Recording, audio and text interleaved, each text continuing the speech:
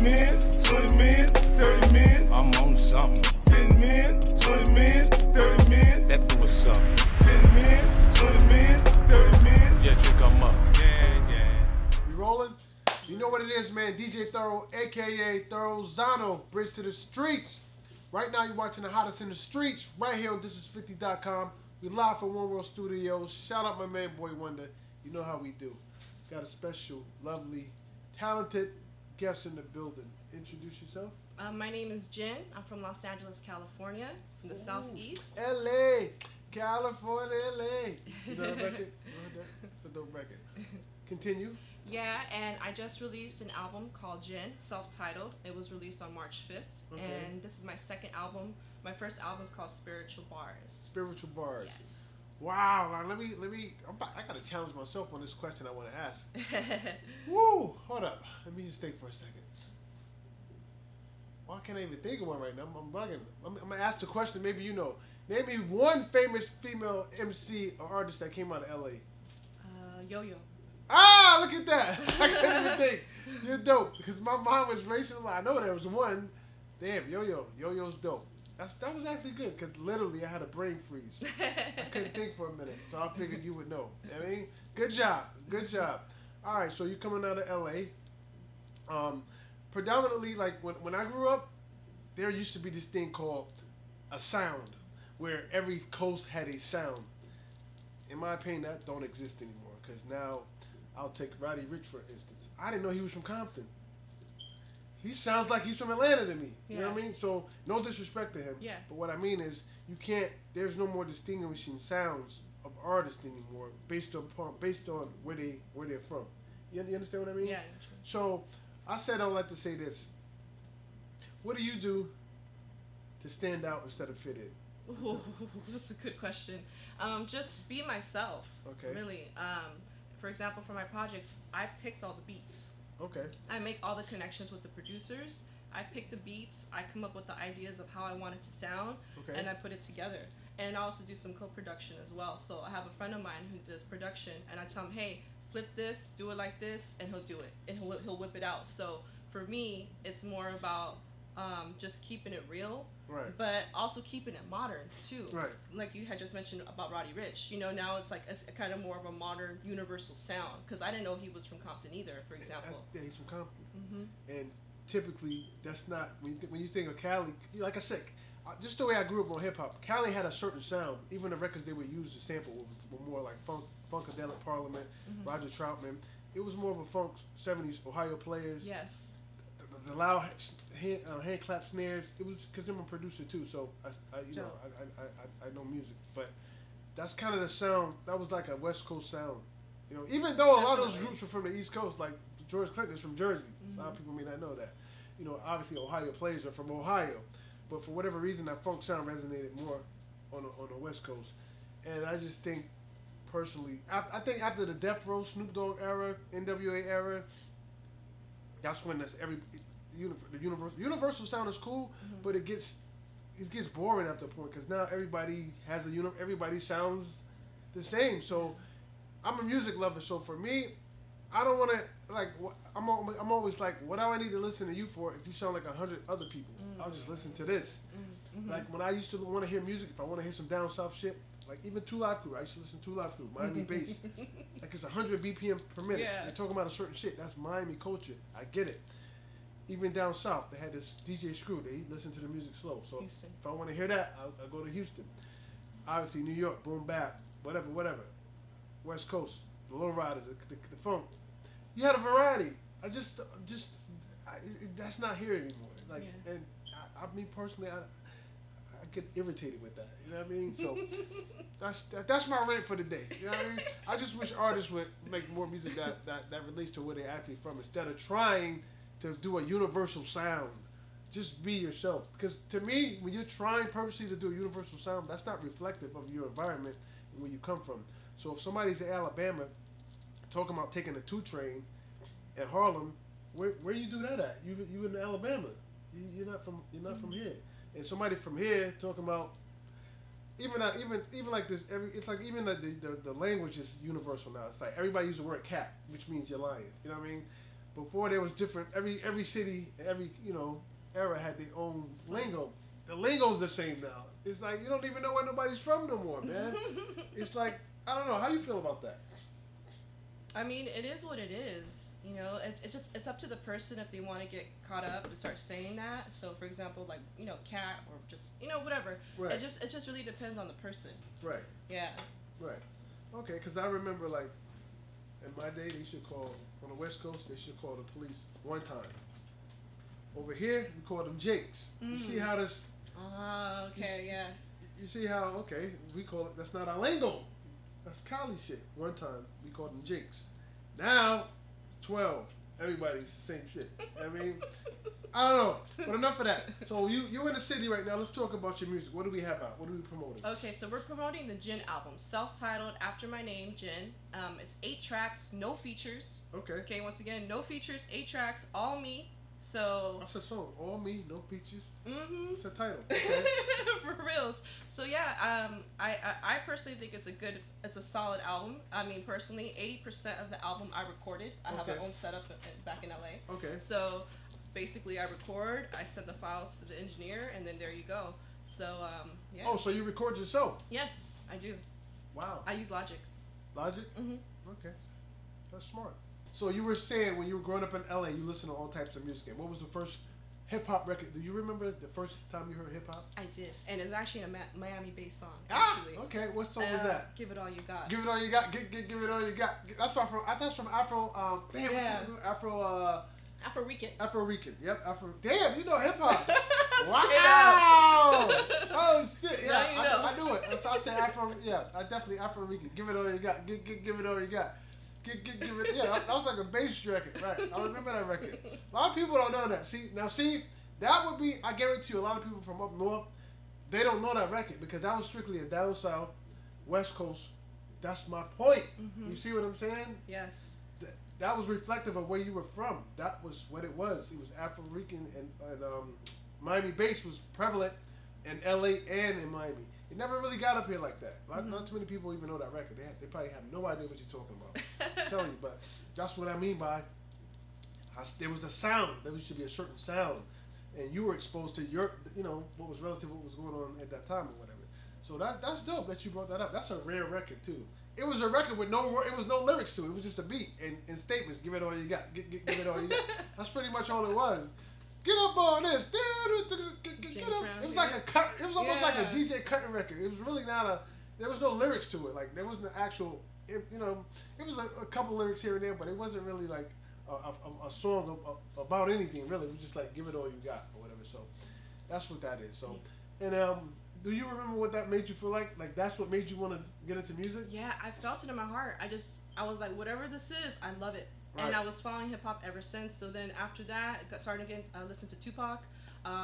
The first single I had from Tupac was "Holler If You Hear Me." Holler If You Hear Me. And they were promoting that at the mall. And I have an older sister, and she just threw the tape at me. She's like, "Here, I know you like hip hop. Here, you can have this." I'm like, "Oh, Tupac," So yeah, and that was was that 90 or 91? I don't know, one of those years. 90s, 91, yeah. Yeah, and yeah, so I was a straight Tupac fan from the beginning.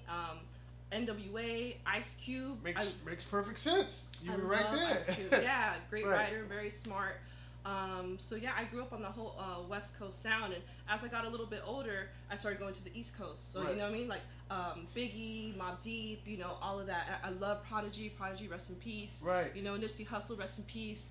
Right. I love it. Yeah, and so I love it so much. Why don't I just do it? So I came to a point in my life where I was like, you know what, I'm gonna do this now. I'm gonna jump in for reals. Okay. Now let's talk about your single off your new project called Hallelujah, correct? Yes, right. Hallelujah. Okay, Hallelujah. Why that title?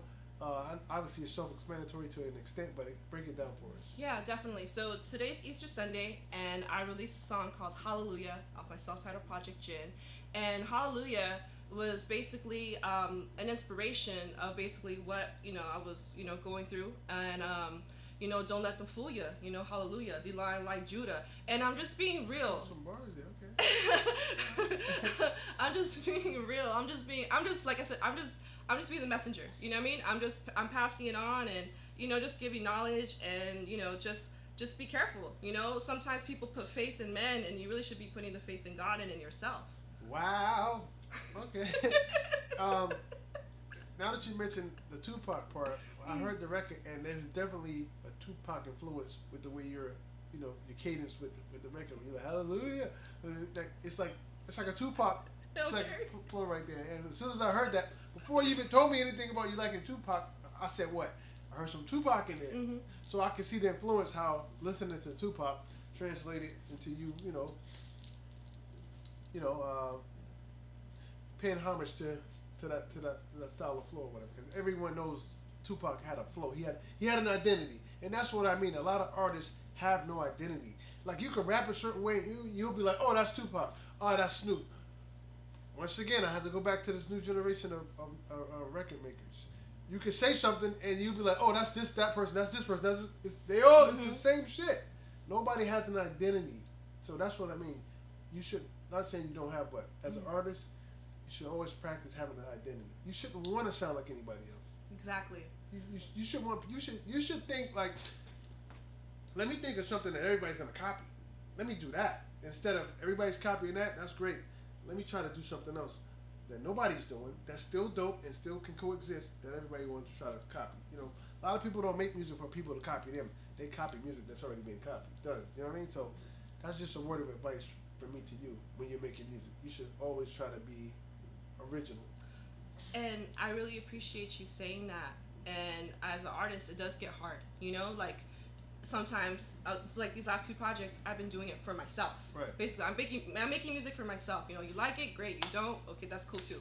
But I'm making music for myself, and now I'm at a point where it's like, that beat, that sound. It was like maybe I should try going that way. So it gets tough. And I have some trap on my album. Okay. I do trap, but it's conscious trap. Conscious trap.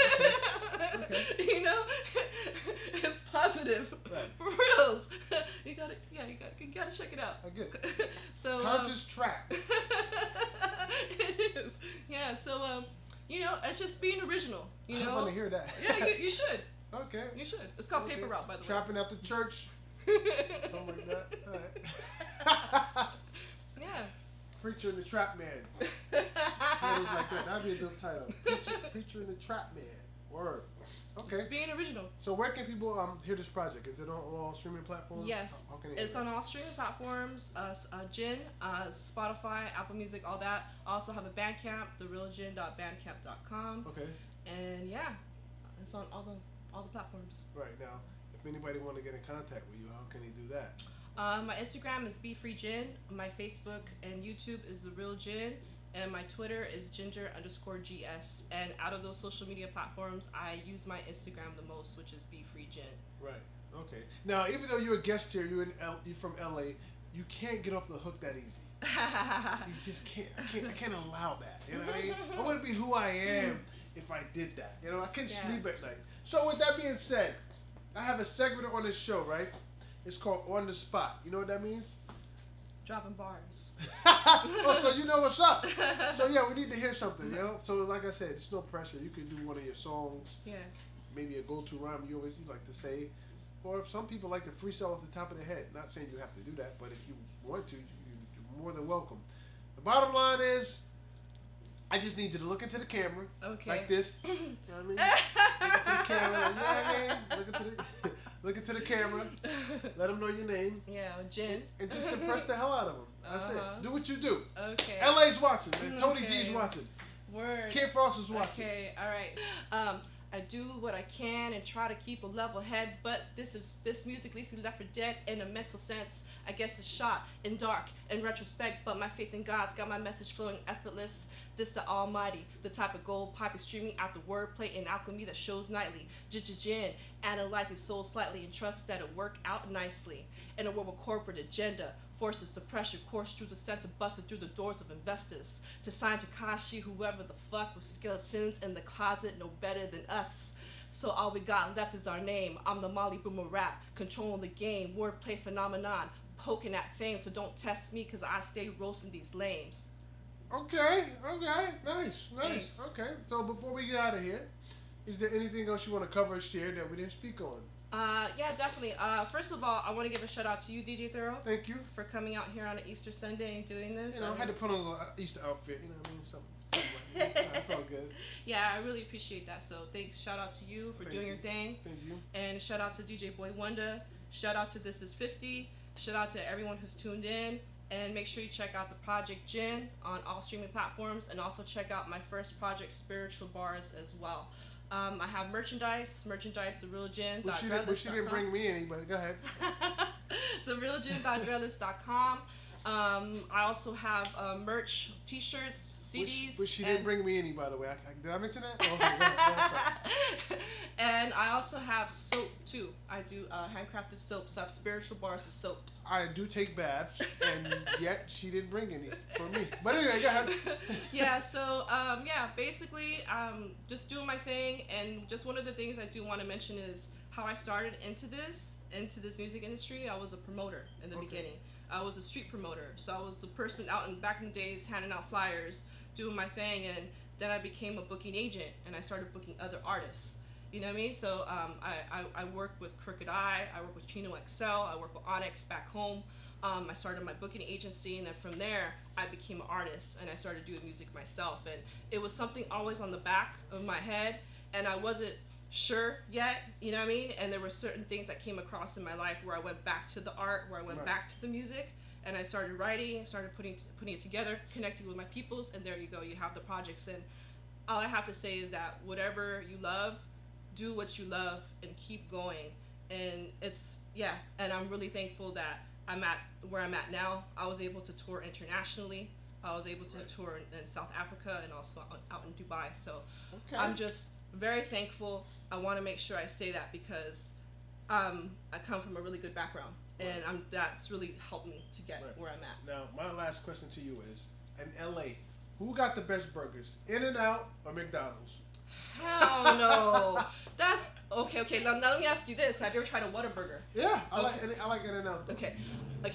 In-N-Out is the best for me because I'm biased because I'm from California. Right. But if you're out of California and you're on the Southwest or on the South, I would go with the Whataburger. All right, there it is. She said Whataburger. I say In-N-Out. Either way, just eat a burger. That's what it is, man. DJ Thoro Gin. This is 50.com. And like always, when you see us, one knee us. That means pay respects. We out. 10 men, 20 men.